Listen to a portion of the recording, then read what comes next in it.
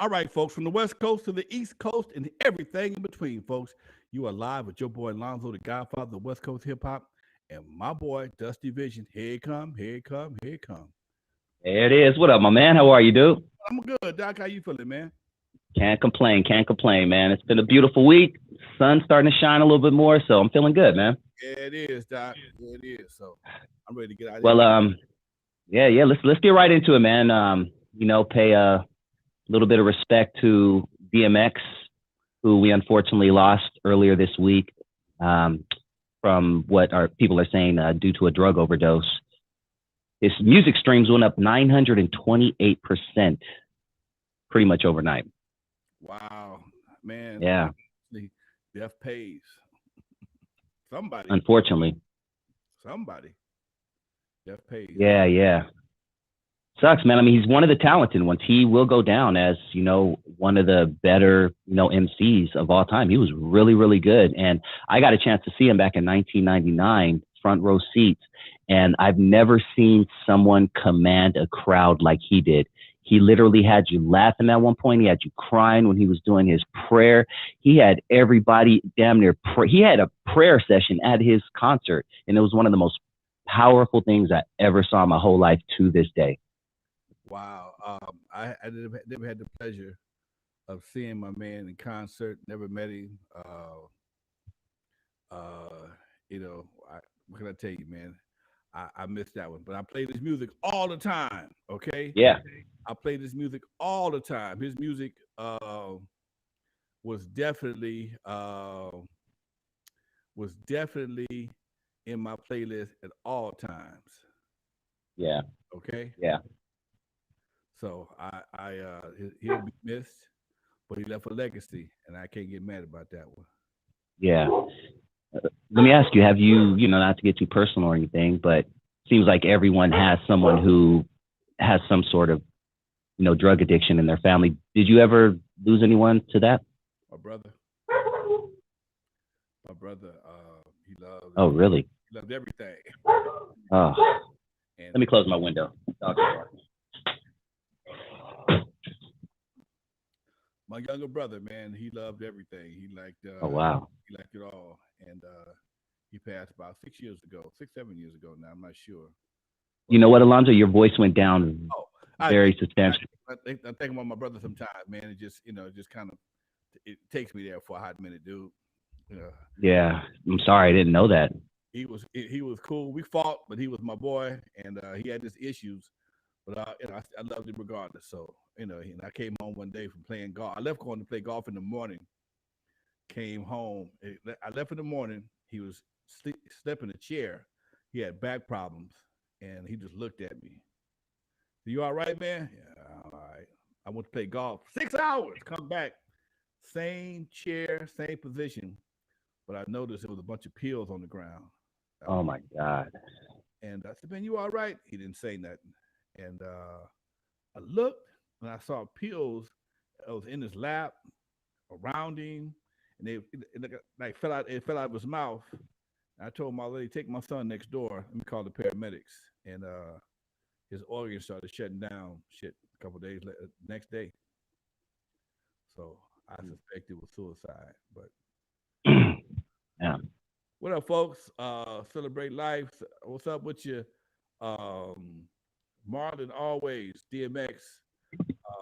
Ain't nothing like it. Me and my folks are here in the studio right now, man. Yeah. See, someone said turn your mic up. It wasn't the fact that you were talking low because of the emotion, Lonzo. It's because somewhere in between, within the past 5 minutes, the sound got really low for some reason. Okay. But yeah, that's much better. That's exactly it right there. Yeah, because a couple people in the comments mentioned it also. All right, cool. I can't. Okay, much better. Anyway, me and my folks in the studio, man. I got a team now, man. We are part of a team. Love it. You one of the first team members. I got social media people in this room right now. They typing. Hell yeah. And making things happen. And we were talking before the cameras went on, man, about all the great ones that we've lost in hip hop, rap, and R&B. Mm-hmm. I mean, we have that. Though our music genres have been hit harder than anybody else, man. Yeah. I mean, going back to Marvin Gaye. I mean, tragic. It was just like, huh? What? Yeah.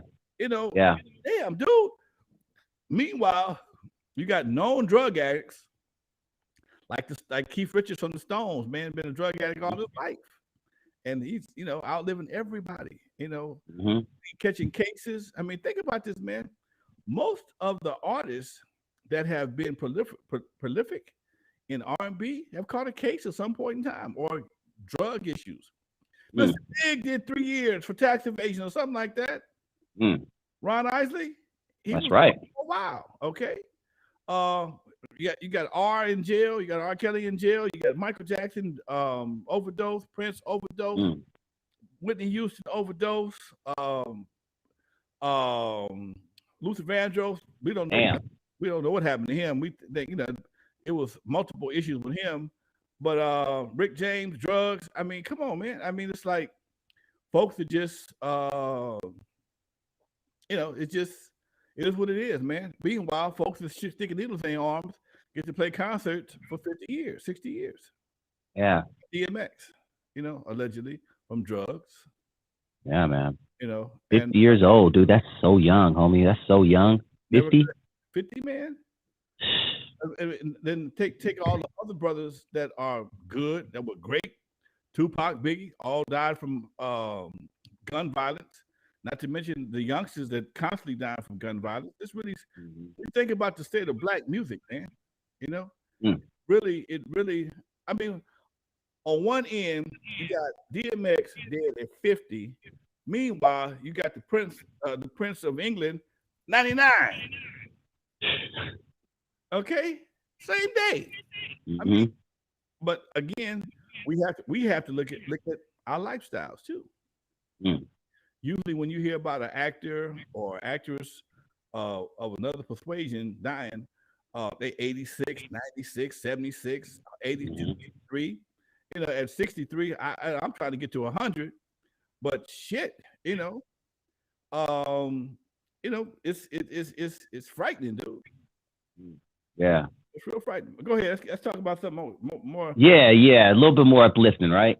You know what? Actually, I did some research this week on Alonzo. I dug deep into the discography that is Alonzo Williams. And there were a couple of projects that I came across that you and I have never talked about in our almost 3 years of doing this. And I would love to talk about just specifically a couple of those projects, if you don't mind. Is that cool? Sure, go right ahead. All right, cool. The first one, 1991, so a little bit later in Alonzo's career. This is kind of like a This Is Your Life Alonzo type shit. 1991, Compton Cartel, Back in the Hood, from Par Records. Yeah. Talk to me about that project. What do you know about that? Who was involved? Let's talk about that project. Compton Cartel was something I did after the Compton compilation. It was Compton compilation, although we didn't get the money we should have got, it still was a successful project. Okay.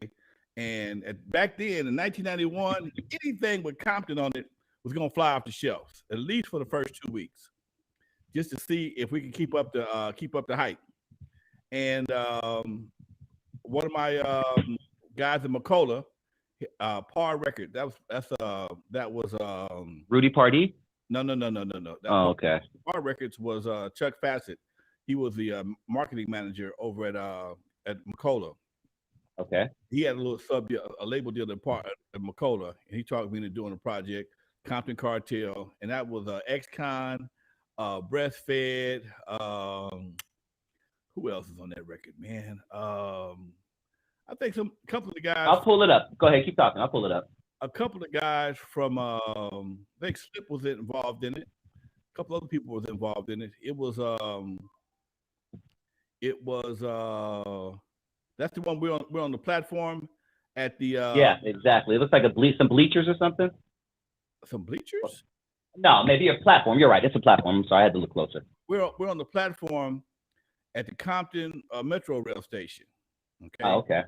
And this is when MC Shine, Mike T, I see. Yeah. Chaos Posse, Looney Tunes. Right. Couple of the guys from Looney Tunes, yeah. Looney Tunes, he was around during the Compton Cartel, but he was a DJ for somebody else, I believe it was, in the Compton compilation, but he still made the Compton Cartel. Anyway, we were at we were taking the picture that day, and I didn't know nothing about the laws. I never rode the train before, so we was on. It was a bunch of young black men taking pictures. A sheriff got off on the train and like, look, what you guys doing? Taking pictures. Okay, cool. Excuse me, man. About 2 trains later, they came. Sheriff, they had like a train on the sheriff. Wow. Just so happened, I was on the bottom floor going to my truck, and when they got off, I looked up, and one of the guys said, "Lines, they're giving us tickets for not having tickets." So I ran over to the ticket booth, started sticking money in it. Okay, so I came up to the platform. I'm passing out tickets. The sheriff I was passing out tickets. They can write tickets. Okay, for being on the platform. Oh my God, that's hilarious. And now they mad at me because I'm trying to cover my guy's ass. Okay. Say, man, we just taking pictures. We're not trying to, you can't be on the platform without a ticket. Well, here go tickets, man. Well, you can't give out tickets. Who said I can't? Okay, you can bullshit them. You can't bullshit me. Exactly. Maybe 2 or 3 of the guys got tickets for being up there, man. But damn, one of the crazy. And let me guess, you probably covered it. I covered, of course. Of course, yeah. Yeah. Nobody wouldn't go. Damn. It was like might have been $25, $30 at that time. That was 20-some years ago, so times have changed since then. Yeah, but it was cool. See, I knew you'd have a funny story. You have a funny story pretty much based on anything. I love that shit. Okay, that's an interesting project. Go ahead. What are you gonna say? I'm always tuned into the funny part of shit, man. I look for the funny shit. I look for the fun in shit. Okay, I don't look for the drama. I look for okay, that's some funny shit. Okay, I tune into shit like that. Go ahead. That's funny, man. Yeah, okay, so that's one of the projects. Mike T, is that dude from Compton's Most Wanted, or am I tripping? Mighty Mike T? Yeah, Mike T. Why do I know that name? Mike T from Compton's Most Wanted. Yeah, that's what I thought. Okay, so it's the same guy. Okay. Yeah. Gotcha. Okay. All right. Here's another one. Long ass title, first of all. Everything you wanted to know about Compton, but was too scared to go there and find out. MC Chile and the Concrete Jungle, featuring DJ Phase from 1993. My name was on that shit? It sure was, man. Yeah. It's under your discography. Huh? Yeah. Hey, you better look into it because they might owe you some money. Know about what Compton, you say? It's called this is literally the title. Everything you wanted to know about Compton, was too scared to go there and find out. It's MC Chile, Chile, and the Concrete Jungle, Jungo. I have no idea what you're talking about. Yeah, and it's connected to your discography on online. So Lonzo, unless there's another Lonzo Williams. Better not be. He's perpetrating. Interesting. Okay. Well, damn, I wanted to know about that specific project, but I guess we'll find out. Shit, tell me about it. Yeah. Shit, let me pull it up here because it definitely has your name on it. Let's see who was connected to it. Yeah, maybe they used something. Executive producer or what? All right, let's see what we got. Everything you wanted to know about Compton. All right, this guy. Here we go. Pulling it up right now. What's up, Montana? Let's see. I'm going to celebrate life, cerebral. Teddy Styles in the house. What's up, folks? William Zimmerman, who I saw in the last, he was part of the last project we just talked about. Yeah, Lonzo Williams, producer, World Class Wrecking Crew, says you're a producer. So it's Michael Harris, the Concrete Jungle. I'm gonna just name some names. And you know what? I think this is. They said that they recorded it at your studio. What's the name of your studio again? Zotown. It was. I've been. Back then. Zotown. It was I remember seeing Zotown. Yeah, DJ Face, Swamp Dogg, MC World, MC Chile, William Zimmerman. Swamp Dogg. That's my manager.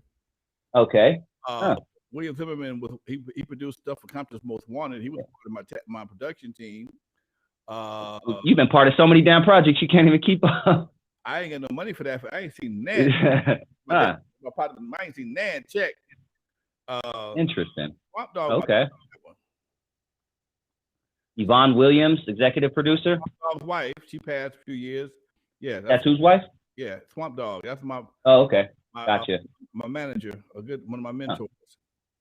He might have made me Yeah. executive producer just for name recognition. Huh. Interesting.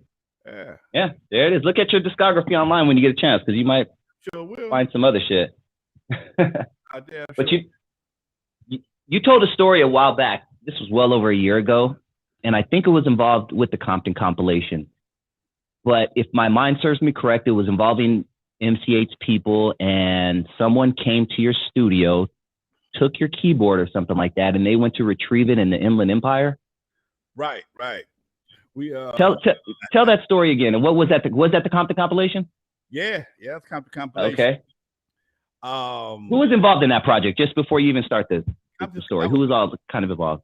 Wanted Chuck Small, Mike T, CMW. That was their first project. It was produced by Big DJ Slip, Master Rhyme, Battery Brain, not DJ Quick, MC Quick, not DJ Quick, MC Quick. Damn, there was an MC Quick. It was it was Quick. He was called Quick. He wasn't a DJ Quick. There was a lot of controversy around that time. Battery Brain, the twins. The twins are Too Short's cousins, and PG-13. What I can remember at that time, Rick Rock and Jolly Joe. Thank you, Rick Rock and Jolly Joe. Right. So yeah, that's pretty much that's Quicksand. Thank you. That's quick something. Yeah. Okay, so it's Quicksand. Quicksand. Yeah. Okay. Damn, y'all got better memories than I do on my own shit. Anyway, go ahead. Ain't that some shit? But yeah, no, talk to me about that. Let's talk about that story. It's been a while. You got some new subscribers who probably haven't heard it. The story of when they had to go retrieve the keyboard that was stolen from you. Actually, he stole my whole stole my whole studio. Oh, damn. Okay. I cut a deal with a producer to work in my studio. I do that a lot. I've done it a lot. I've always had the studio. And I don't have time to sit here and make music all day long. So I usually I'm out in the street. So I let the producer come in and say, "Hey, man, I want to come in. I'll work your studio for so many hours a day and make some music." Cool. So Slip came to me shortly after that and said, "Hey, man, I want to come in the studio and make some music, but I can only do it in the morning time." Okay. Well, I'd give it homeboy morning times. And nobody paying no money. So I'm like, dude, let's just switch over. I want you to work in the evening, Slip gonna work in the daytime. So cool. The day before they were supposed to switch over, I'm downstairs. I had company that night. I never forget. I had company. I heard I could hear people in my studio walking around all the time. And the next morning, Slip came in and said, "Lonzo, where's this unit and that unit and this unit and that unit and this keyboard?" I was like, "This should be upstairs." He said, "Man, they shit up here." I came upstairs, and sure enough, my rack was empty. Damn. All my special effects, I had modules and stuff. All that shit was gone. Okay. And I knew who took it.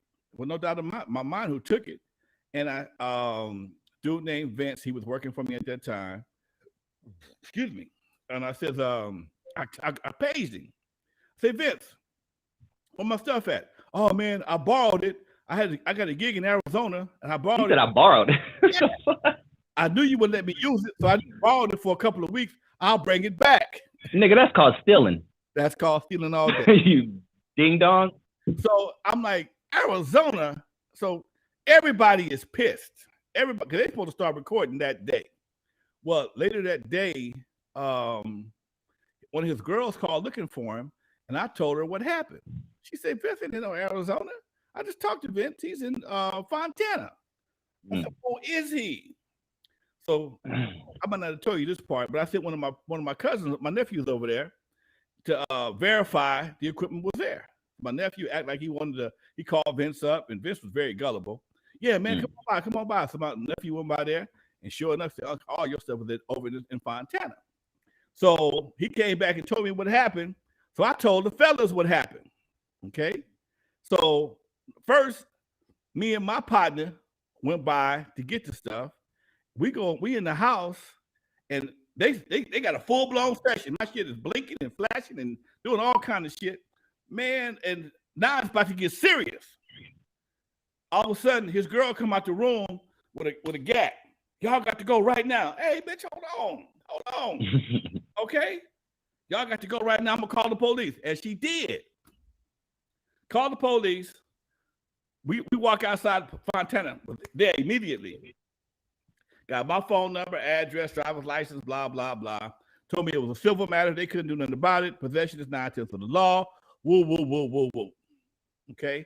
Vince is, he clowning. He on the steps. Wow. Clowning. I get the police. He got me jammed up. So he feeling pretty good like he got away with something. So I came back and told the fellas what happened. And they wasn't taking no for an answer. You got the address? I said, yeah, man. He said, let's go back down and get your shit. I said, dude, I can't go back to Fontana. They got my address and everything. Said, come on, we're gonna go down there. The store where it is. So they loaded up big white, a couple of cats from CMW, Mike T, a couple other cats, and I was across the street. I gave them the address, the number, everything. I go across. I'm watching everything. I'm out. They inside the apartment building. I'm across the street.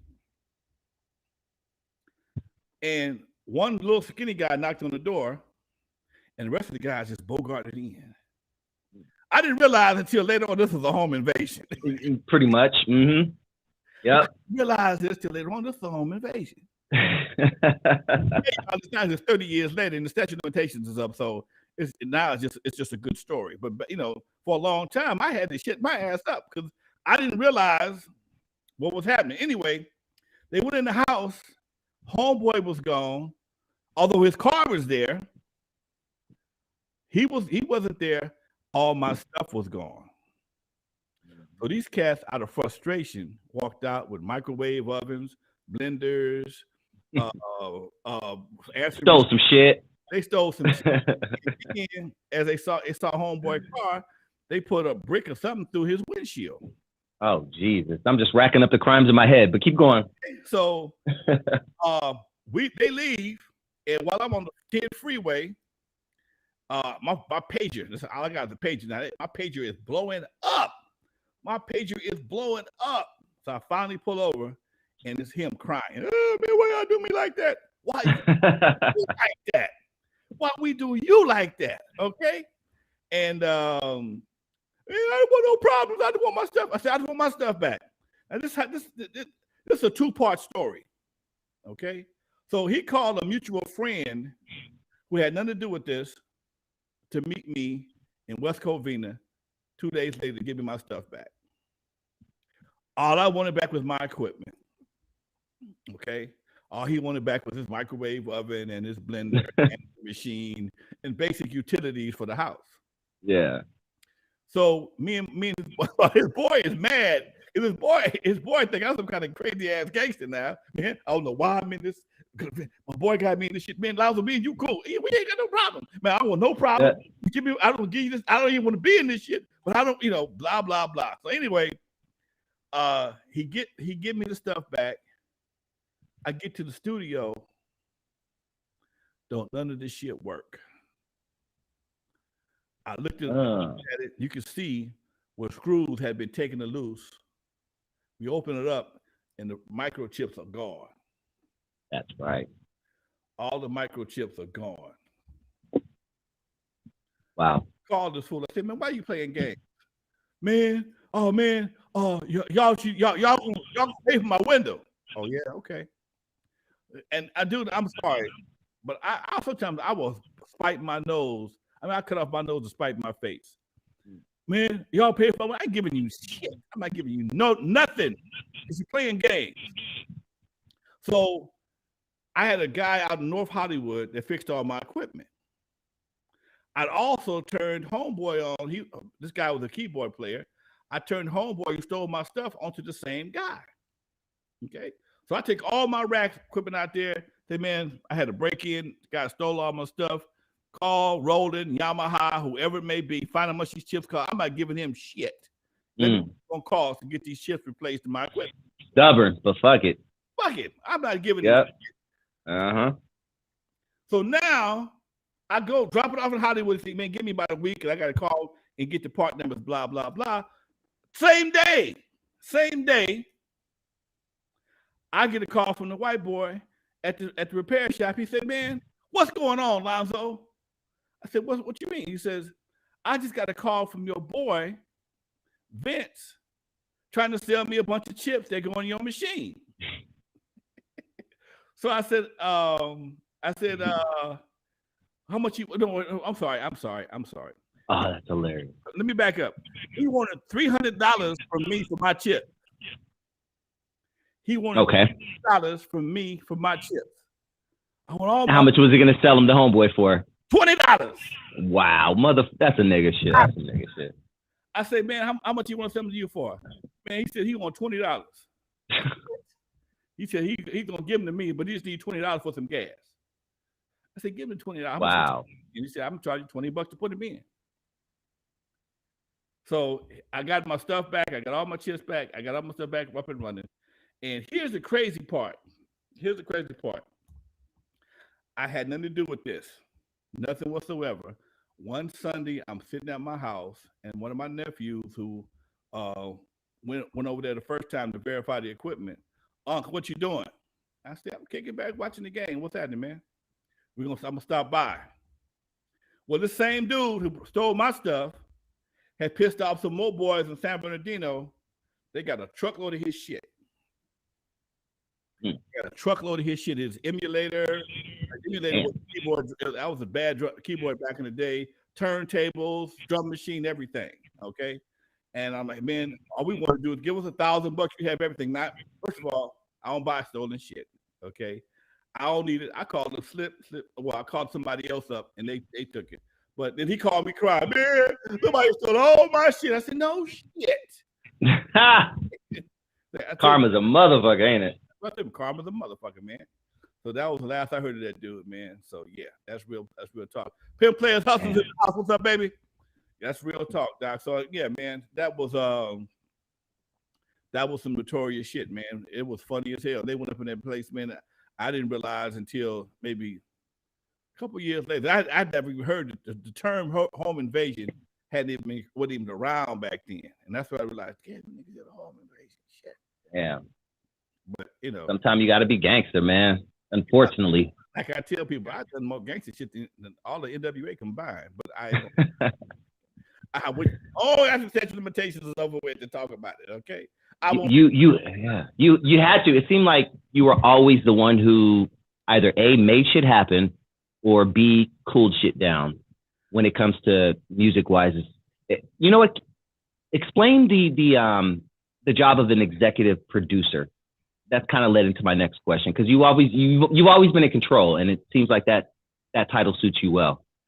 Well, executive producer, man, on a project, it's usually the person that gets the money from the record company.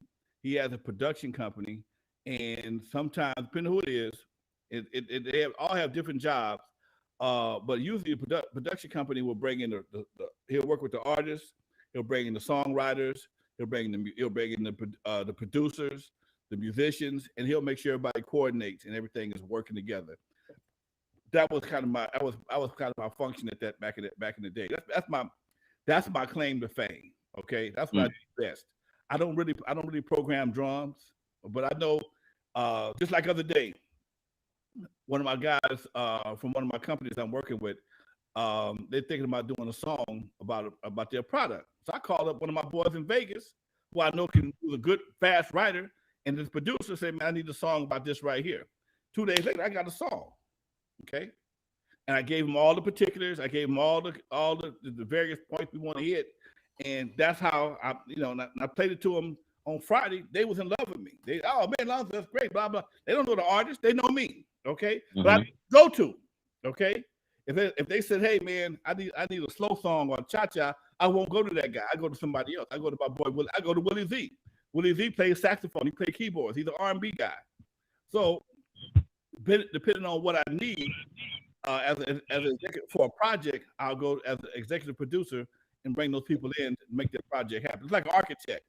You know, some people do colonial stuff real well. Some people do modern stuff real well. And so as an architect, you have to know what vendors to bring to the project to make it the best project possible. Make it the best project possible. And you have to get gangster sometime. But I promoted myself not to nowhere near the level that you did, but there were times where it's, it's 1 a.m. You have to negotiate with this rapper, and you have to quote unquote get gangster, right? Well, you know what? I learned a long time ago. You try not to get gangster, but sometimes you get a fool. That's the thing. Yeah, you try everything not to get that. You know what I'm saying? 8, 9 different ways, but it just goes right back to that. They don't speak business. They don't speak logic. All they speak is street. Okay. And now I tried the business my business language. You're not getting them here as where's 4 hours, blah blah blah.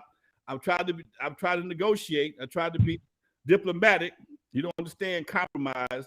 All you understand is me cuss until you get the fuck out of my face and leave me the fuck alone for this shit get real ugly. Oh, okay, I got you. Which is the damnest shit in the world. Okay. Yeah. But you have to. But a real player has to have them levels to minimize your bullshit. Because sometimes you can get a person on the business level, or you can get them on the diplomatic level. You ain't got to go gangster. Nowadays, everybody want to go gangster. As soon as there's a problem, he want to go gangster. That's why you got some bullshit. They don't have the business savvy or the diplomacy. They go straight to gangster. Mm-hmm. So and when you go to gangster, usually fisticuffs or goddamn guns come out and somebody going to jail.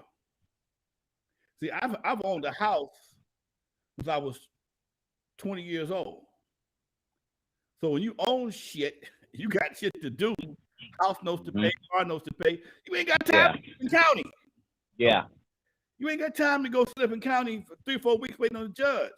So got to get to work, dog. That's 4 weeks out of work. Right. Not saying you're a punk by no means. You got to think past the bullshit. Why are you willing to lose everything you got for somebody who has nothing? Why are you playing dice with a guy who has no money? If you're in a dice game, you the only one got some money. You're the only one gonna lose. And a lot of cats miss. He respect, but both of y'all niggas is in jail. Got this respect, but both of y'all in the same goddamn cell. Okay, so that's what happens when you get a sense of responsibility. Yeah, you realize that there's a lot more to it than impressing your homies. Okay. Yeah. Because I was always older than most of the guys around here. I was able to show them things that they couldn't. They probably not of them had never seen before. Hey man, it ain't worth all that hassle, dude. And first of all, if it's gonna be like that, y'all can take that bullshit someplace else. Now I got to be the gangster. Okay. First and foremost, this is my house. I don't mind y'all drinking. I don't mind, but y'all ain't gonna be fighting acting a goddamn fool around here. I'm not gonna have it. All right, Lonzo. And I let it go. I don't harp on it. I still show love on both sides because these are young cats with testosterone. Testosterone is flying everywhere, man. You mix testosterone with beer, but you lucky you shit. That's a recipe for disaster. Mm-hmm. You this is how I see you, and correct me if I'm wrong, but you're someone who's given way more to hip hop than you've gotten back. Yeah, I can say that. Yeah. Your roots go deep, dog. Like every other week, you're dropping something on me that I've never heard. And we've been doing this for 2-3 years now. Yeah. I figure out where my screen went, but yeah, Doc, you're right. I got a couple of people that's talking to me about another documentary, and I'm also doing another behind the scenes, filling the gaps type documentary. I'm talking to my one of my videographers about yesterday. And I explained to him, most people don't know the questions to ask me. Okay. And he said, man, how come Cube and Dre don't give you the respect that you deserve? I say, when I was doing my thing, they was in kindergarten, they was in elementary school, man. Mm-hmm. They don't, again, you got to do the numbers. Do the numbers. If I'm 19, I'm 12 years older than Cube, right? So if I'm 19, that makes Cube what, 7? Yeah. Huh? That's a huge difference. If I'm 19, if I'm 21, if I'm 20, and I'm doing my thing, if I'm at Eve After Dark at 22, and I'm 12 years older than he is, He's in elementary, basically, or just interim. Yeah. He's in the 5th grade. Yep. He's in the 5th grade. All right. Dre is 8 years younger than me. So if I'm doing my shit I'm 22, I'm 8 years older than he is. That means he's 13. So when I'm out in the streets doing mobiles, rocking the Cream Mary, Alpine Village, they in high school or junior high school, man. They can't Junior high. They're junior high school. Cupid Elementary. They don't know what I done. They, and I was telling something else. I know this guy, I know that guy. I've been DJing probably longer than most of the DJs that cats know, but here's the difference. I was the first one to have his own residency in his own club. Think about that. At 22 years old, I owned the Eve After Dark. I was already a pretty popular mobile DJ. At 22, I opened the Eve After Dark. I got the Eve After Dark rocking. I was the main jock. Nobody else knew nobody else at Eve After Dark. I brought other cats in to give myself a break because I knew I couldn't do it all night long because I had to run the club. But people would, because Lonzo was there. That was my following from Alpine Village. And it was my deal. But again, instead of me playing, just being a nightclub owner or the DJ, I'm the actual owner of the club. I'm paying the rent, light bill, the cashier, security guards. I'm hiring, finding cats. This is my establishment. I'm not just a resident. I don't have just a residency here. I own the business. Okay. No, I don't own Eve After Dark, the building. And people say, "Oh man, you don't own Eve After Dark." Jeffy owned it. Yes, he did, but I paid Jeffy rent. Okay, that makes me a business owner. Just because I'm not the landlord. Most business owners don't own the property. A lot of people rent the property. Some people own it, but everybody don't own the property. That's trying to explain something to a knucklehead who think they know somebody. I had somebody, man, you didn't own Eve After Dark. Mr. Jeffy did. Yes, he did. I paid him rent. He was my landlord. I was responsible for the maintenance on the building. I was responsible for insurance on the property. I hired and fired all the employees. He didn't give a damn about that. All he cared about was getting his rent money, which made him a landlord, which made me the proprietor. Ta-da! If he was getting the profits, he would be the proprietor. Okay? So that's the difference in Lonzo. Plus, Lonzo ran his own clubs on the east side. I did everything on this side of Crenshaw for years. I didn't cross Crenshaw till 97, 98. Everything I did was on the east side of Crenshaw. Eve After Dark, Dudos, Skateland, Alpine Village, all on this side on the east side of Crenshaw. And like I told him, I said, I didn't have time to go watch nobody else DJ. I'm DJing myself. If they was working and I was working, how are we going to come to each other's shows? But back in the day, because there was, they had a lot of stuff going on during the week. I got to know people because I'd go to other people's clubs during the week. Me and Sidney Thompson go back forever. Me and DJ Red, one of my best friends, Edwin, I met him in the late 80s, but I never rented his equipment I didn't meet him until I rented his equipment because I had my own equipment. So it was a lot of independent. I didn't need to rent anything, but I didn't have the interaction with these cats. So a lot of these guys don't know me as a DJ. It all depends on how you know me, where you know me from. It will determine what you think I am. Yeah. Yep. Me as a club owner. If you hire me as a DJ, you know me as a DJ. If you bought my records, you know me as a Grandmaster. You saw me in concert, I'm Wrecking Crew. You read the articles, I'm the Godfather of West Coast hip hop. But that's that Gemini shit. That's that Gemini shit, man. And here's the crazy part: some people have never put it all together yet. There it is, right? You're like, oh, that's you? No, wait, oh shit, yeah. Man, You're a puzzle, homie. You're a puzzle. You got to put all the pieces together. I got friends I've known forever. Didn't realize the Straight Outta Compton. After Straight Outta Compton, they were talking about you. Yeah, because there's enough from elementary, to junior high to about the 9th grade. I went by my middle name, which was Eric. Okay. So I didn't know that. Yeah, my middle name is Eric. Okay, so people call me Eric. So if you was in my neighborhood, you call me Eric.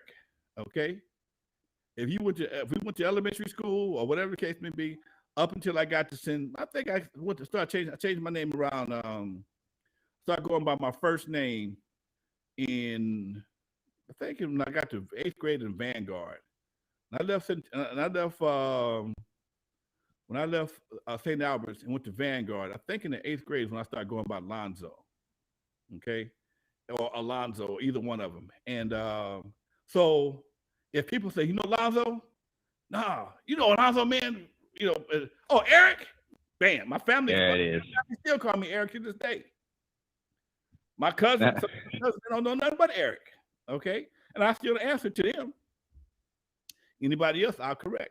But again, it's Lonzo. Yeah, because I've had different. It's never been cohesive like that. Okay, and I was just me and my boy was talking about the other day. I said, it's amazing how many people think they know my contribution to West Coast hip hop.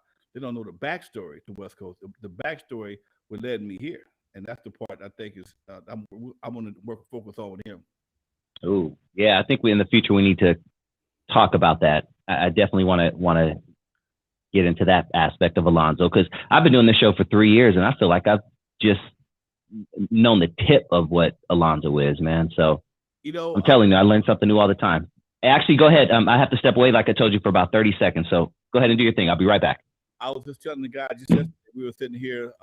It was actually Wednesday. Yeah, it was Wednesday. We were sitting around talking, and I was talking about the guy who I bought my house from. The guy who I bought my house from, his name was Johnny Otis. Okay, Johnny Otis don't mean shit to hip hop, nothing. But before I bought this house, the studio I'm in right now, was a major studio in the Black community because one of the few Black studios we had. And as a young kid, I would actually cut the grass next door to the house that I live in right now, and occasionally they actually had me cut my own yard, or cut their yard at that time, not knowing that someday I even own the house. Johnny Otis was the godfather of R&B. Look him up. He looked like a white boy. I mean, he looked like he might have been from Louisiana or something like that. But he actually was a Greek dude. His name was something else, but he called himself Johnny Otis. He renamed himself Johnny Otis. And I was sitting here the other day talking to one of my videographer about Johnny Otis, and I Googled Johnny Otis. I Googled him, and I'll be goddamn if I didn't see my studio in the fucking video, in the show, in the picture. I was just telling the audience, I Googled Johnny Otis the other day, right? You there? Yeah, I'm here. Okay. I Googled Johnny Otis the other day, right? And I was showing my guy how Johnny Otis was the godfather of R&B. Okay. He was considered the godfather of R&B back in the day. And I Googled him, and I'm sitting there, and I'm looking at this picture. I'm like, that was my studio when I first bought this motherfucker. Okay? Because it's a bathroom right here on my right side. It's a bathroom, and if you've been in my studio, you understand what I'm talking about. And I could tell because I remember the floor that was in here when I bought it. I've changed the floor. That was the floor. That's right. You bought it from I bought it from him. And people also don't know that the brother that wrote Strawberry Letter 23 by the Brothers Johnson was Johnny Otis's son. He lived in the house when I bought it. We had to put his ass out of here. Oh, really? No shit. Shit. Okay. He lived here at the time when I bought the house. The record was hot. Strawberry Letter 23 was he made a Bob Dylan version of it. That was the original song. I listened to it the other day. I was talking to a friend of mine about the song, And guy's name is Shuggy Otis, and he was Johnny Otis' son. He wrote this, Purple Frogs and Winter Cousins Dressed in Green, some psychedelic shit. And Brothers Johnson took it and put some funk on it, and it's been a big hit ever since. But again, that brother lived in my house. This house has had that's crazy. Has tons of history to it. I mean, the reason why I bought the house, not because it had the studio, because Etta James told me to buy it. That's what she lives. She lived not too far from you, right? She lived 2 houses from me. Mm-hmm. Her and Johnny Otis were very tight. Okay, that's crazy. Every picture you saw, not every picture, but most of the pictures I saw of Johnny Otis in the I Googled him. Etta James was sitting right next to him. Okay, Etta and my brother were super tight, and that story was so crazy, man. It's since we talked about my brother, damn, the history, dog. Oh, really? Okay. Tomorrow's my brother's it's interesting birthday. that came up earlier too. Damn. He'd have been he'd be 61 tomorrow. But my mom died from ovarian cancer, cervical cancer. They never told my brother she was sick. They never told her. I took her back and forth to her chemo treatment. My sister knew, but my younger brother didn't know, and he was a mama's boy to the heart. Okay. Really. And one day she just died, and it fucked him up, and that's why I think he got into the drugs the way he did. Okay, he got fucked up in the head. Mom died. He's 16 years old. Mom died. Didn't know how to deal with it. I was 19. I was a little bit different. I had a kid already. I was trying to do my thing. You're a little grown up. Yeah, you were more grown up. Yeah. And than the average 19-year-old. Exactly. And him and Etta became super tight. Him and your brother and Etta? My dad used to cut that James line. Okay, he's talking about some super history, man. My dad cut lines. Crazy, man. I cut lines in the area that I live in. Okay, as a kid. So I used to cut Etta James line. My daddy was Etta, and Etta was him and Etta were friends. Okay, Etta always played Jeffties. She sang at Jeffties sometimes. My dad was a regular at Jeffties, so they all, it was all connected. So when Johnny Otis got his money, he got a shitload of money from the movie Back to the Future. Really? Yeah. He got. I got to look that up. That's dope. He got songs. They played his music in that. Oh, nice. He got songs in the soundtrack. Funny. He got, and that's big money, dude. That's hell yeah. That's life changing. You get bigger that movie was. That's dope. Changing money. I pray to God. One of your song hits like that, right? Every day you pray. Juice something, right? Anything, okay? So he bought a house up in Altadena, and this wasn't even on the market. It wasn't on the market. Etta called me and told me, Johnny Otis just moved out of the house. You should buy his house. I was gonna buy Dudos. Yes, wow. My plan. We had just got our CBS deal. I had some money. Even at the dark, I'm a club owner. I had some money. I was gonna try and cut a deal with old man Dudos. Old Dudos was gonna sell me Dudos for $200,000. Okay. Wow. In 1985, he wanted. Damn, that's 200,085 money. That's pretty hefty. And I'm assuming your home was a lot less than that back in 85, right? You live in a beautiful home, first of all, but back then, what are we talking? 125, and that was over. Yeah, over marketed. Much better investment because of the studio. It was over developed for the area because of the studio. So anyway, gotcha. Etta talked me into buying the house, and I bought it. Like I said, the house wasn't even on the market. Just so happened, Etta knew Johnny was moved out, and Shuggy was here, and I had my buddy look it up, and he called Johnny, and he had a real estate guy. They cut the deal, and I bought the property. So it was not a standard real estate deal. I didn't pass by and see a big old sign in the front yard. No, I had an inside scoop on the property, and was able to get it. And that's how life is. Life is a lot of little things like that. Right. And I kept it in tradition of Johnny Otis. Kept it, I kept it in the music business. I love that. That's dope. Yeah. You know what? Maybe we can wrap it up with this because I always find music history specifically fascinating. And, just talking about the studio and things like that, it brought up a question that I would love to ask you. But, going back in the day, because we've kind of touched on this a little bit, but how hard and expensive was it for you to release one song, let's say back in 1982 or whenever you started doing your thing? Explain the whole process and how the reels and the studio time and all of that. Because nowadays you can record an album for $20 from your home studio. If that much, all you need is a good SD card. Mm-hmm. Man, back then, I just told the story the other day. It was a whole lot more money. I cut my first record like $400. Slice cost me like $400. Okay. I cut Slice on an 8-track. And this is 80s money, ladies and gentlemen. This isn't 2020. $400 doesn't sound like a lot. No, right. This is 80s money. This is 80s money. I bought, I think Slice cost me like $400 to make. I rented a Lindrum. The other had a cousin had a Lindrum. We had some turntables, just a little scratching. That was my turntable. I rented an 8-track. Might have cost me an 8-track studio.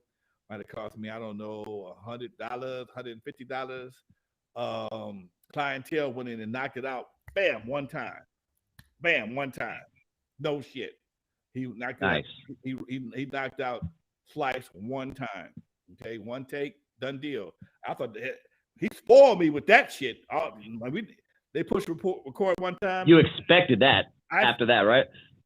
I wouldn't expect anything less. I left there, went to the pressing plant. I'm sorry. You leave the studio. You take the studio. Once it's mixed and mastered in the studio. At that time, we didn't know nothing about Bernie Grudman or none of the other mixing houses. It was only drums and scratching and a vocal, so it wasn't like it was no major mixing. You put reverb on there. Then you take it to the plater. The plater was Richard Simpson on Santa Monica. He charged you $100 a side $75 a side to do your plate. And when you say side, that's a record per side, 12-inch. Gotcha. It's a big black disc, not the same size as the record, a little bit smaller, a little bit bigger than a record, and they put it on what they call a lathe. Okay, they put your tape in one machine, and they put this. It goes through this process, and this little needle that cuts the grooves in this metal lathe, black lacquer, the black lacquer lathe. They call them lacquers. Once you get it done, you take that to the plating company. That was in Gardena. Thank God everything was pretty close to me.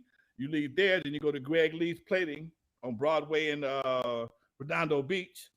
And what is plating? What's that? They take the lathe copies, put it in a nickel bath, and then they draw, like magnetically draw this nickel to it, and they make a reverse copy of what they just made in the lathe. The lathe. Wow, that's okay. Okay, this is some technical shit. I know what it is, but I can't give you the scientific. No, I'm just curious. That's crazy. All the steps. Okay, then from that you got what they call the mothers. Okay, and the mothers is the reverse of you got that's the mother. Then they make what they call the stampers. The stampers are the reverse of the mothers. Okay, one day, if you remind me, I'll go in my garage and pull out every piece of shit I'm telling you about. I got all that shit in my house. Really? No shit. All that. I got the 2-inch. I got the stampers. I got the mothers. I got damn. Oh, I went back and got all my shit from one of my labels. I didn't get all my stuff from McCullough. I got most of it, but not all of it. But I kept all my 2-inch masters. I got a rack full of 2-inch masters. And I got mothers and stampers, and I got labels. Then once you leave with the mothers and the stampers, you take them to the pressing plant, and they make you what they call a test pressing to make sure that everybody did their job correctly. Because anybody can fuck this up. Okay? If somebody bumps the lathe, it can scratch your record. If the process and the stampers and the mother stampers not done right, you fuck it up. You can overcut it. The slightest The slightest bit of dust fucks up everything. Damn. One speck of dust can fuck up everything. Okay, so then you got to go to Max G&M Graphics, right next to the Macola, and write out your label, all your label information, where it was recorded, a song, and wasn't no spell check, because some of my shit was fucked up back in that day. There ain't no computer. This is all done by hand. Yeah, so you're typing and shit, and you ain't trying to go back and then No, you ain't typing. You writing this shit on a piece of paper and give it to him. He was German. His wife was Latino, and they had to figure out your goddamn handwriting. That's fucking hilarious. This is real shit here, okay? Damn. You did that.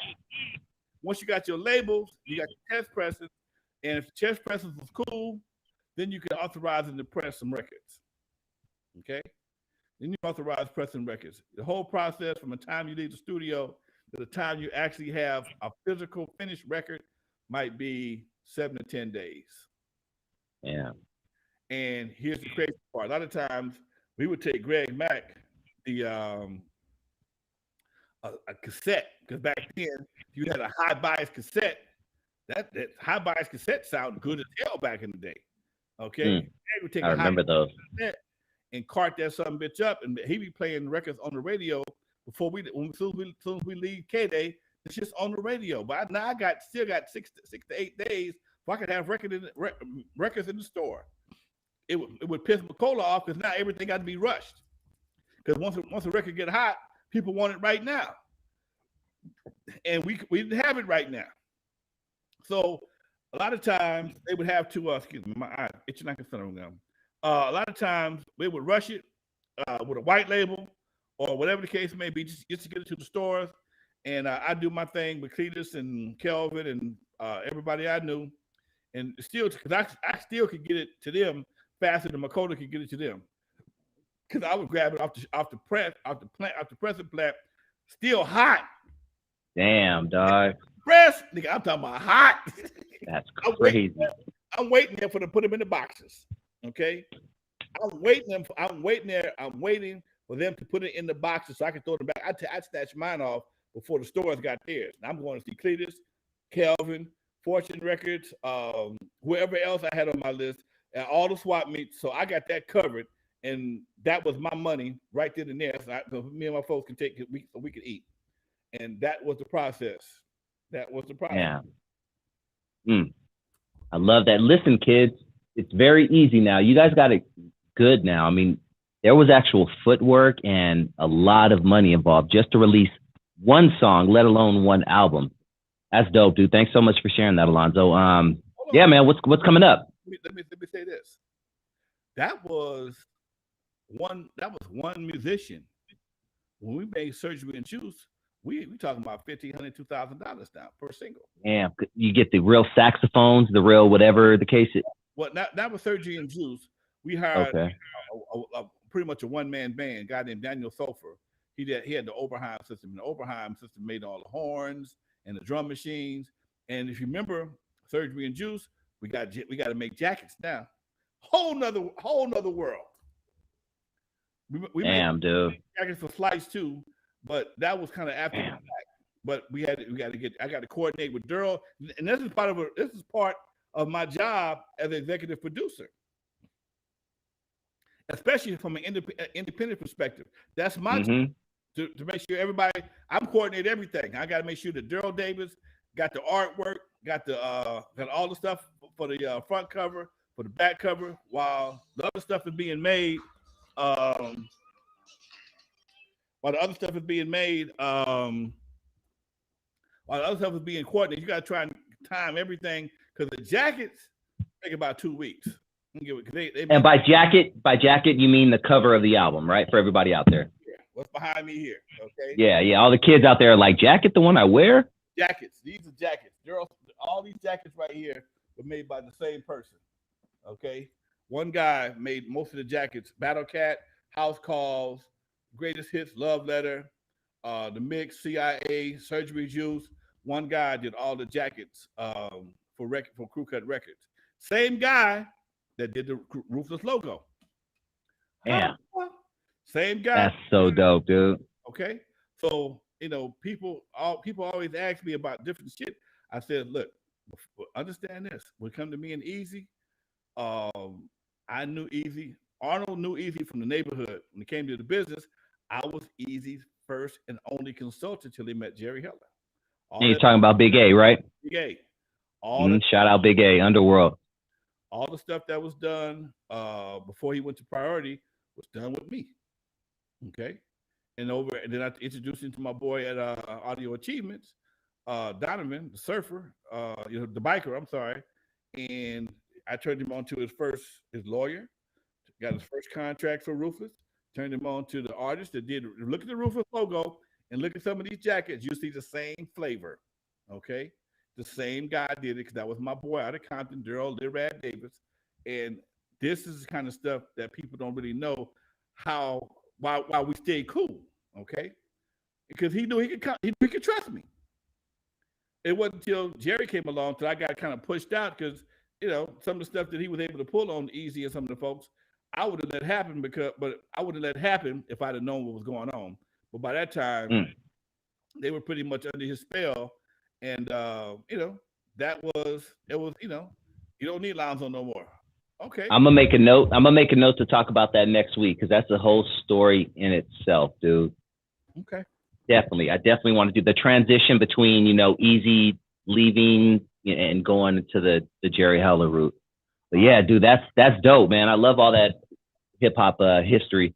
And just to answer someone's comments, did you ever use Stan the Guitar Man? I believe you had Stan the Guitar Man on the program, and you guys worked together before, right? Me and Stan grew up together. So that was, there you go. We had a different relationship. Me and Stan grew up. I just cut Stan's line. Anyway, my computer's going to die. My man is using Okay, yeah, my phone is at 8%. So, yeah, let's catch up next week, man. We'll definitely catch up. It's, dude, always a pleasure. I love that history shit tonight. We'll talk about Stan the Guitar Man and Easy next week. Next Tuesday, man. Y'all forgive me, Tuesday. My internet died in my neighborhood, so I couldn't get nothing done. So I had missed all kind of other stuff. But yeah, we good. Yeah. So yeah, we talk about Stan the Guitar Man. Me and Stan the Guitar Man go back to junior high school. So we talk about all that, Doc. Yeah, I'm just making a note real quick. Just LHA, Stan the Guitar Man, everybody that was on Ruthless. We can talk about all that. Hell yeah. All right. Sounds good, man. All right. Go for it. Do your thing, Playboy. All right, much love to you, Doc. Thanks for being available today. All right, folks. Always a pleasure. For some reason, my screen froze up. I know y'all can see me, but I can't see him. But y'all can still see me, but it's all good. Hopefully it's going to come out okay. Yeah, it's still on. We're still good. All right, folks. Much love, y'all. See y'all next week. God willing. All right, peace, man. Peace.